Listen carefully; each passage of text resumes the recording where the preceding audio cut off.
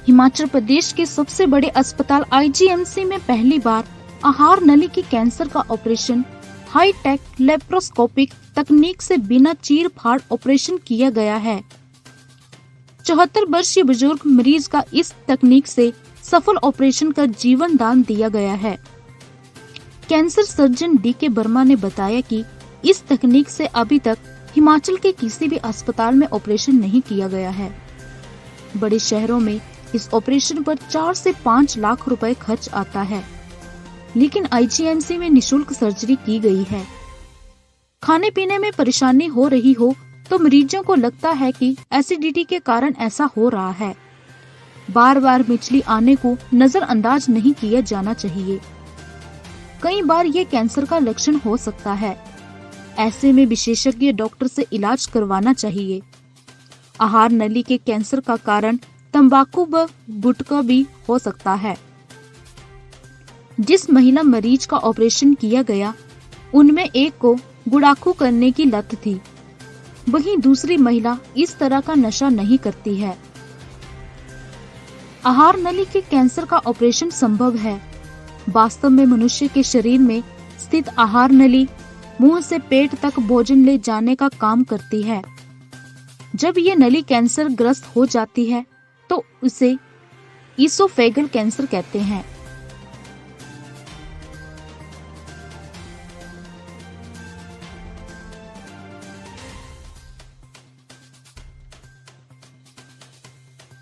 Laparoscope की मदद से जो आपकी चेस्ट वॉल है उसके अंदर लेप्रोस्कोप डाल के और वीडियो पे देख के इसको सर्जिकल की गई है, जो not only in IGMC Himachal Pradesh में शायद पहली बार हुई है। शायद नहीं, आई एम 100% श्योर कि पहली बार हुई है और इससे मरीज को फायदा हुआ है, उसकी रिकवरी फास्ट हुई है और ये एक लैंडमार्क है आईजीएमसी। तो आगे सर इस तरह के मरीज आएंगे तो क्या इस तरह की सर्जरी की जाएगी? बिल्कुल, क्यों नहीं की जाएगी। इस तरह के आते हैं आईजीएमसी में एट वन बहुत सारे मरीज यहाँ भी आते हैं। बहुत सारे नहीं, मैंने जैसे भी बताया कि पेंडेमिक में मैक्सिमम मरीज यहाँ आए थे, इवन पीजीआई से वापस होके यहाँ आते, क्योंकि यहीं कहीं भी सर्जरी नहीं हो रही थी। और जो भी कैंसर के लिए सर्जरी कहीं भी की जाती है वही सर्जरी यहाँ की जाती है। उसमें कोई ऐसा नहीं है, सिर्फ तामझाम में फर्क हो सकता है, प्राइवेट सेटअप के सिस्टम में सेटअप में फर्क हो सकता है। बाकी as far as the quality of surgery is concerned, we have done the best and we are doing the best. We got a very good team, all are competent. ये जो मरीज थे कब एडमिट हुए थे, कब इन्हें ये डॉक्टर विपिन बताओ। ऑपरेट किया था और ये उससे एक हफ्ता पहले ऑपरेट हुए थे जी। एडमिट हुआ? हाँ, उसे एक हफ्ता पहले एडमिट हुए। और किस तरह का पूरा प्रोसेस रहता है और किस तरह का प्रोसेस रहा और क्या कोई कॉम्प्लिकेशन इसमें आती है अगर आई आपके? नहीं, देखिए जी, ये तो एज है पेशेंट का, कैंसर है, जैसे बताया आपको कि 74 साल की उम्र है, कैंसर है, उनको अलग अलग बीमारियां रहती हैं, इनको पहले कीमोथेरेपी दी जाती है। तो ये मरीज बहुत ही एक तरह से मतलब जो कहते हैं कमज़ोर है मरीज ना, कि नॉर्मली अगर वही यंग पेशेंट होता है 30-40 साल का, उसका टॉलरेंस अलग होती है, इन पेशेंट की रिजर्व नहीं रहता। तो टेक्निकली और सर्जिकली तो चैलेंजिंग है ये प्रोसीजर। और हमारे पास यहाँ पूरी अच्छी टीम थी, सबका हमें आई मीन सपोर्ट था, I mean from the head of department to everybody. तो हमने इसको किया जी और हम आगे भी करेंगे।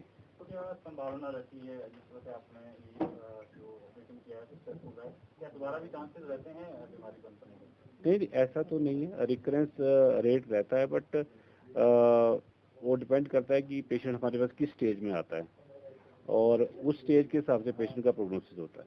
तो थेरेपी के बाद क्या ऑपरेशन के बाद थेरेपी की जरूरत पड़ती है या फिर वो जब इनका फाइनल हमारे पास जो हमने अंदर से स्पेसिफिन निकाला है तो उसका जो हमें जो पैथोलॉजी वाले रिपोर्ट देंगे उसके हिसाब से ये फर्दर हम थेरेपी डिसाइड कर सकते हैं। ज़्यादा तो जरूरत पड़ती है जी। देखिए, इस बीमारी का इलाज पहले भी संस्थान में होता रहा है, जैसे प्रेस कॉन्फ्रेंस में भी बताया गया है कि ये एक सामान्यतः पाई जाने वाली बीमारी है। कोई ऐसा पहली बार कोई बीमारी हमारे पास डायग्नोज हुई ऐसा नहीं है, परंतु इस टेक्निक का इस्तेमाल हमारे संस्थान में पहली बार किया गया है, जिस टेक्निक में खाने की नली को जब निकाला जाता है, मूलतः इसमें कैंसर इसका एक कारण होता है जिसकी वजह से खाने की नली को निकालना होता है, परंतु बात सिर्फ खाने की नली को निकालने की नहीं है। निकालने के बाद खाने की नली को वापस रिकंस्टिट्यूट भी करना होता है, वापस उसको नई नाली बना के जोड़ना होता है, ताकि बची हुई जिंदगी इंसान को खान पान में कोई समस्या ना हो। तो इस टेक्निक को दूरबीन की विधि से जब किया गया है, वो एक अपनी तरह का अनूठा और पहली बार इस तरह का ऑपरेशन हमारे संस्थान में किया गया है। और आप लोगों की जानकारी के लिए बता दूं कि मरीज पूर्णतः स्वस्थ है और आज मरीज को इस अस्पताल से शल्य चिकित्सा की इलाज के बाद आज अस्पताल से डिस्चार्ज किया जा रहा है। और ये बहुत बड़ा कारगर कदम है, क्योंकि आने वाले समय में भी इस तरह की चीजें होती रहें। और इसका मुख्य जो एडवांटेज है वो शॉर्ट हॉस्पिटल स्टे, मतलब मरीज को जिन बीमारियों के इलाज के दौरान महीनों अस्पताल में भर्ती रहना पड़ता है, वह नहीं होगा। कुछ दिनों 8-10 दिनों के अंदर ही मरीज की पूर्णतः रिकवरी हो जाती है। और साथ ही साथ ये टेक्निकली थोड़ा रिफाइंड काम होने की वजह से मरीज के शरीर को जो अवांछनीय जो साइड इफेक्ट होते हैं ऑपरेशन के, उस तरह की चीजों से राहत मिलती है। कोरोना की क्या स्थिति है वर्तमान? रेगुलेटरी अथॉरिटीज की औपचारिकताएं बाकी हैं, और जैसी ही वो औपचारिकताएं पूरी होंगी तो हम आशा करते हैं कि ये बिल्डिंग जनता की सेवा में बहुत जल्द जो है वो उपलब्ध होगी। केवल एक ही बात लोगों से शेयर करते रहे हैं, पहले भी आज भी यही बात कहेंगे कि अब हमें कोरोना के साथ ही जीना है।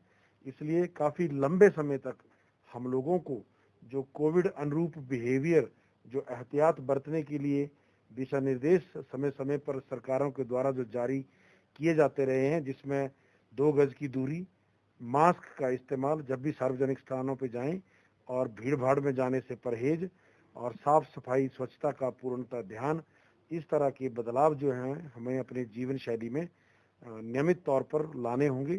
तभी आने वाले समय में बात केवल कोविड की नहीं है, अन्य संक्रामक बीमारियां जैसे ट्यूबरक्लोसिस और अन्य बीमारियां जो हैं उनसे भी हम अपने आप को बचा सकते हैं।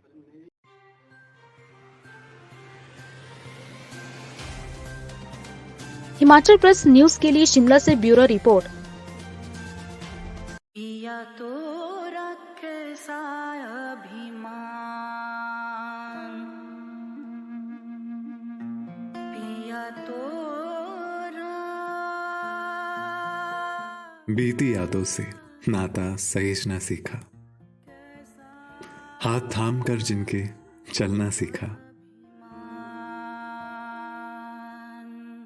गिरने लगती जब तो उनसे संभलना सीखा, पिया तो रखे अभिमान, उनकी डांट से खुद को तराशना सीखा, पिया तो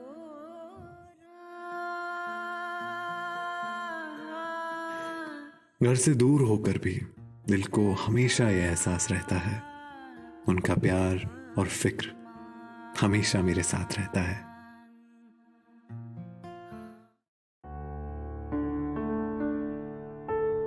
भूषण ज्वेलर्स, अनमोल रिश्तों के लिए।